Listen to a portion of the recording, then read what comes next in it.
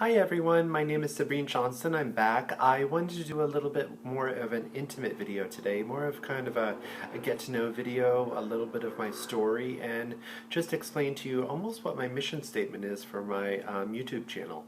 I want to make this channel very organic, very almost interactive, so I want to say from the get-go, if there's something you want to know about me or something you want to see, please put it down in the comment box down below because I love to read what everyone writes, and I've had a couple of requests for like hair tutorials on how I do my hair, so I'm curious, what do you want to know? Do you want to know how I do my color, how I do the cut? I do all of it myself. As you can see, I have my hair down today. This is the same cut that I've had in the other videos, but this is just combed down, actually pretty much just dried naturally, and just styled a little bit differently. Did a very simple makeup today, just a real simple nude eye and everything, and like a pink glossy lip. So I wanted to explain that I want my video to be about kind of like life, love, fashion, hair, makeup, and also what it means to be transgender. And again, I am open to any questions or things that you guys are curious about. And I guess I want you guys to kind of lead the way a little bit, you know, in what you would like to see. I didn't begin my transition until I was much older, until I was 38 or 39, so I think that's generally a little bit later in life. For years I had lived as a gay male for almost 20 years, you know, always knowing in the back of my mind that it was not my truth, if you will. It was not my most authentic form of being. You know, I was married in my very early 20s. That was short-lived. Definitely not the right thing to do.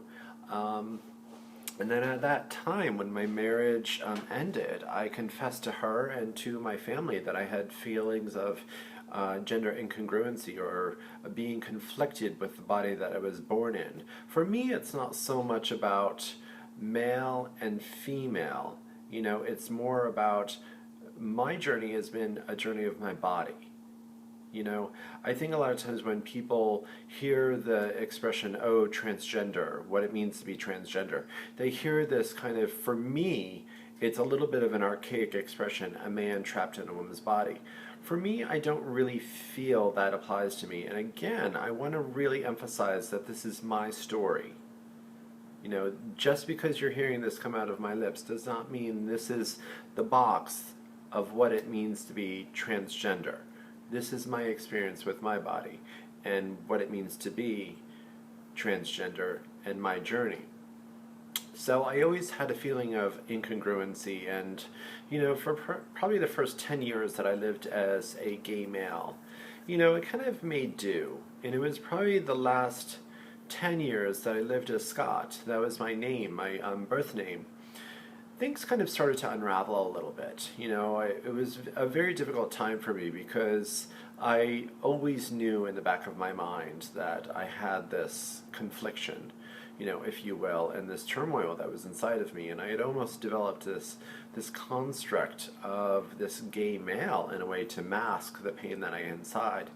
You know, and at times, you know, I would be this very almost gregarious, outgoing gay character, which in a way gave me carte blanche, you know, to live and express all the facets that were inside of me. You know, I did a little bit of a drag, I was a little bit more flamboyant, you know, so that helped me to kind of like dip my toe, if you will, into the feminine world, you know, under the ruse of a gay male. But, you know, it wasn't until probably about the last 5 years before I began my transition. It was a really, really difficult time for me, and those that were in my life, I'm sure saw things going on, but really didn't understand fully what was going on. I think they saw some sort of angst and struggle and everything, and it was really tough. It wasn't until, for me, there was a time in my in that period of time that I was in my condo by myself. I was looking in the mirror, and I looked in the mirror for what must have been like 10-15 minutes just staring into my own eyes. It was a really difficult day. I don't think anything particular had happened, but I was really feeling that struggle of not living my truth and not being my most authentic self. And I looked back in my eyes, and I had one of the most terrifying experiences. When I looked in my eyes, I saw nothing. My eyes looked vapid. And it almost looked like the essence of myself, that fire within, was receding. And there was almost a darkness in my eyes. And it was terrifying. And it was at that point that I realized that I had to transition out of my just sheer survival. You know, there's a common thread in the transgender community, you know, with several people I have talked to that are also trans, that, you know, we have these lovely comments that people say to us, you know, you're so brave, you're so courageous to do what you've done. You know, it has nothing to do with bravery. It has to do with survival. You know, it's not like we chose to embark on this journey and we're like, oh, we're so brave, and, you know, ooh, we got through this. Yeah, it was a very arduous journey, but it's almost like breathing air. It's what we had to do to survive, because it came to a point where if I knew if I didn't transition, I wouldn't be here. You know, just things were starting to unravel, and this kind of construct that I had created, you know, to kind of hide this internal pain, you know, kind of, if you will, the laughing clown that is really crying inside, you know, had begun to just kind of break down and unravel and deconstruct. And it was a very tumultuous time in my life. And for years I had always said to myself, oh no, you can't transition, it would create too much chaos. I was full of fear. It was just fear. It wasn't denial. I kind of knew, I always knew in my heart, but it was fear. Fear of what would happen in my life, fear of what would happen in the workplace, would I lose my clients, oh my God, what would people think, what would people say? And that's what held me back, was that fear, the fear of what other people think. Which is, when we kind of take a look at that, you know, why are we putting our own happiness before just the thoughts and views of a lot of people that we really don't even know? You know, so you need to love yourself first, you know, and then you can be your most authentic and fabulous self. So it was very interesting, you know, in that period of time. Like I said, I was like, oh my God, you couldn't, you know, it would turn your life on end. And then it wasn't until that one day where I was really having that kind of dark moment, if you will, that there was like this little voice, you know, almost like the dark clouds parted and like this kind of lightness shot in, just a little stream of lightness. It was this kind of like weird divine universe moment for me, that, and the little voice said, but what if you did? I swear to God, I had this epiphanal moment where and it was kind of like a flash of light and hope, if you will, in my mind, that, you know, for the first time I had actually kind of truly entertained the idea. And I was like, oh my God, but what if I did? And then I had these flashes of kind of like happiness and peace, and the angst would be over, that I would finally be living my truest self. And it was at that moment where I realized it's what I had to do. So I began to take very small steps to transition, and we'll probably go into all of those steps in maybe another video. I just wanted this to be a very broad spectrum video, you know, of who I am and what I'm about.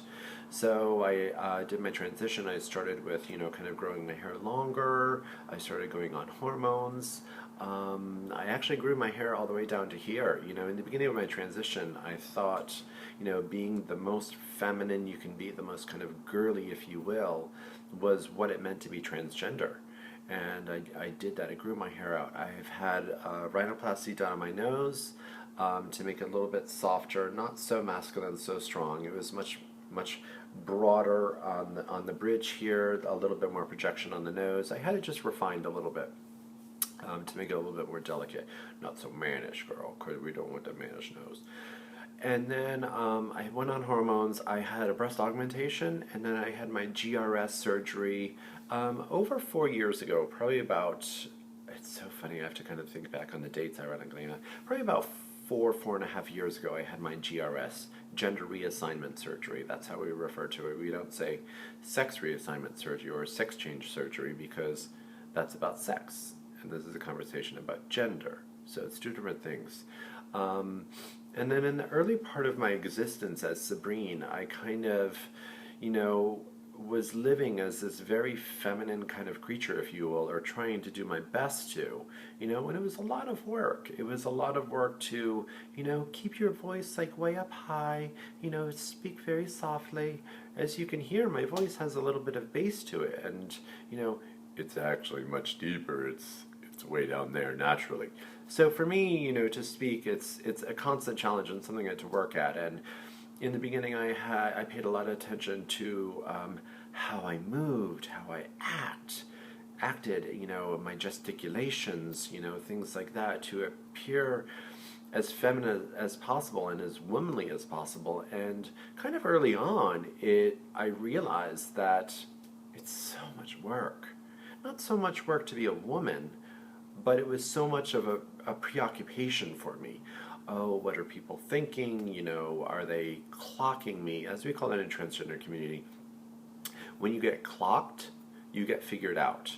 A lot of people in the transgender community, we use a term called living a stealth existence, and it's exactly what it sounds like, flying under the radar.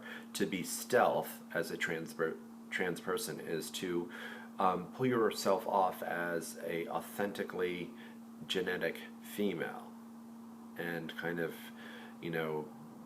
be passable. That's another term that we use, be passable, so you look like you were born female.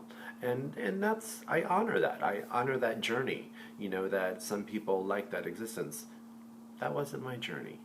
So I kind of learned early on that, for me, my journey wasn't about being a man trapped in a woman's body. It was just aspects of my male body that I didn't like and things that I wanted to change. So I kind of realized that I had to kind of find my own way a little bit and pave my own road less traveled. Beautiful piece of work by Scott Empek, or Robert Frost. Sorry, I'm thinking about the book. But anyhow, so like I said, I had, longer hair, and down here, the makeup was always done. Anytime I went to the house, I had like the longer nails and the heels, and don't get me wrong, I love that stuff, but it didn't feel right to me because it felt like I was almost, as I refer to it, trading one mask for the other. And I had lived as this gay male for a while, and then I found myself almost coming behind another mask of this kind of trying to be authentically feminine woman, and it just didn't feel true to me. It didn't feel genuine. And so I, as the time went by, I began to experiment with my look, and I can only describe it as kind of gender mending, because as I transitioned into Sabrine, there are pieces of myself that I kind of had to leave behind, and I didn't really want to leave them behind. Wearing shorter hair, wearing certain types of clothes, a certain type of expression, So I decided to, just take it as it came and kind of live my most authentic self. And for me, that was taking kind of my hair back off, cutting a little bit shorter, not worrying so much about being, as we say, fishy. I know it sounds like a derogatory term, but that's another term that means, oh, she is serving up all kinds of fish. It means being very, very feminine, very girly, very authentically female. That was my journey. And being who I am today and living how I am today is my most comfortable self. I can honestly say that I've never been happier in my whole life with who I am today. So, like I said, I wanted this to be just a little get-to-know-you video, and I actually have gotten several comments on some of my videos, so I really enjoyed that a lot, reading what everyone has to say. And I've had a couple of requests on hair tutorials on how I do my hair, what I do to my hair. So I'm curious, what do you want to know? Do you want to know what I do to color it? I do the color myself. You can see a little bit of pink in there. And I actually cut it myself as well. So Would you like to see how I style it, how I cut it, what I use to color it? Again, as I work as a hairdresser, I use professional products on it for the color. And then any makeup tutorials, what would you like to see? And also a little bit about me. I want this to be, like I said, a very organic kind of channel. And I want you to write down in the comments there. Ask questions and tell me what you want to know. And let's make it a get to know. Thank you very much.